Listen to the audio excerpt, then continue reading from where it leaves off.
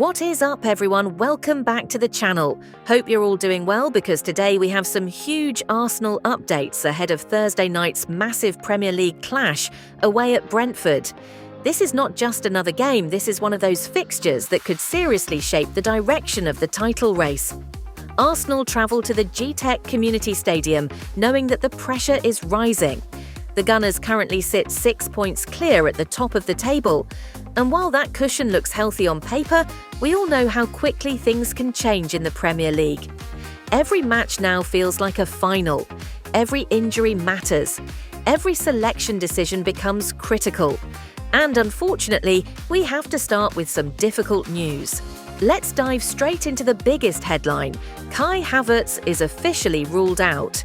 Yes, confirmed reports indicate that the German international has suffered a muscular injury that will keep him sidelined for multiple key fixtures.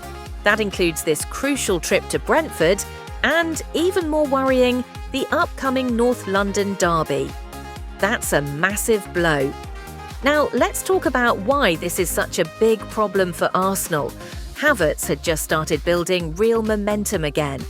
After returning from a long-term knee injury earlier in the season, it took him time to get back to his best, physically and mentally. But over the last few weeks, we've seen glimpses of the Havertz-Arteta trusts.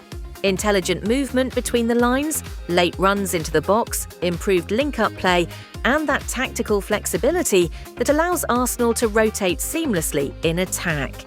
He may not always grab the headlines, but his off-the-ball work is huge for this system. He drags defenders out of position. He creates space for Saka and Martinelli. He presses aggressively from the front.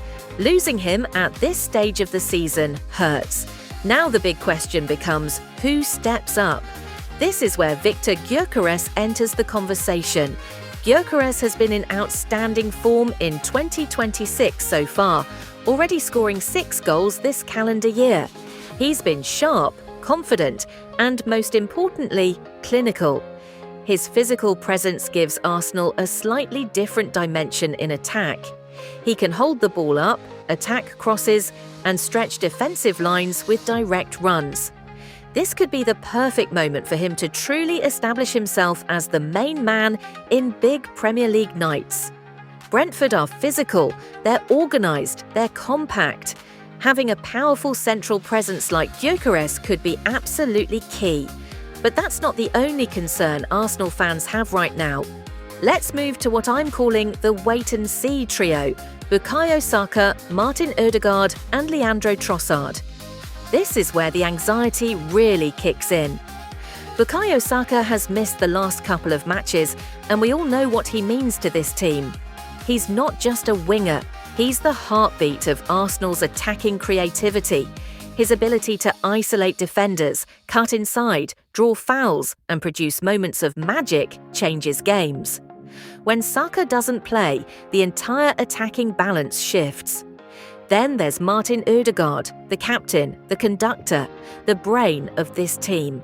Without Odegaard, Arsenal lose that tempo control in the final third. He dictates the rhythm. He connects midfield to attack. He finds those tiny pockets of space that most players don't even see. Missing him for consecutive matches has already been noticeable. And then we have Leandro Trossard, who was forced off during the dominant 3-0 win over Sunderland. While that victory looked comfortable, losing Trossard during the match raised immediate concerns. His versatility, playing wide centrally, even as a false nine, gives Arteta so many tactical options. Now here's the latest.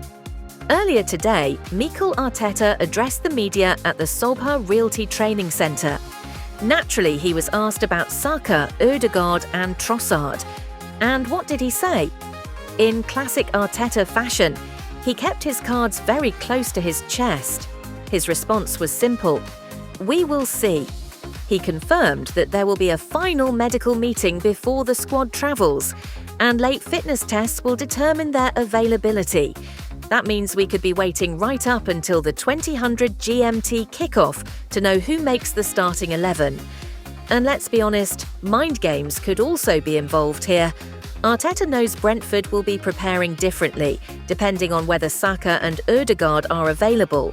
Keeping Thomas Frank guessing could be part of the strategy. Now, let's shift focus to the opponent for a moment. Brentford, this is not an easy away game. The G-Tech Community Stadium is a tough ground.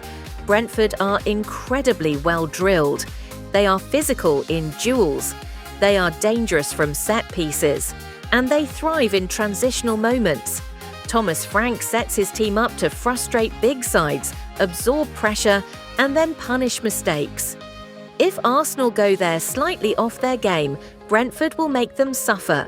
That's why mentality becomes... Arteta emphasised this in his press conference. He described Brentford as a top side and stressed that Arsenal must maintain their standards. No excuses, no drop in intensity, no loss of focus. Title-winning teams don't crumble when injuries hit. They adapt, they evolve, they find solutions. And speaking of positives, there was some encouraging news. Arteta gave an update on youngster Max Daumann, confirming that he is making strong progress in his recovery. He could be back in full training within a week. That's a boost for squad depth and long-term planning. It also highlights something important. Arsenal's youth pathway remains strong. Even with injuries, the club continues developing talent from within. Now let's talk tactics for a moment. If Saka is unavailable, do we see Gabriel Martinelli switch flanks? Does Trossard start wide if he's fit? Does Gyökeres play as a traditional striker? Or does Arteta opt for a more fluid front three? In midfield, if Ødegaard misses out again, does Emile Smith-Rowe get a bigger role? Or does Arteta go for a more physical midfield setup to handle Brentford's intensity? These are the decisions that could define the night. Defensively, Arsenal will need to be switched on from the first whistle. Brentford love long throws, corners and second balls in the box. Set-piece organisation will be critical. Communication between the centre-backs and goalkeeper must be flawless. And then there's the bigger picture, the title race.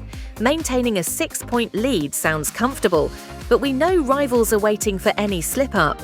Dropping points here could shift momentum. Winning here sends a statement. This is the stage of the season where champions show resilience, where squad depth is tested, where leaders step forward.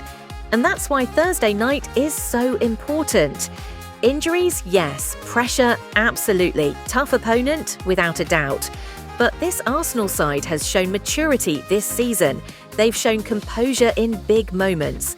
They've found ways to win, even when performances weren't perfect. Now they must do it again.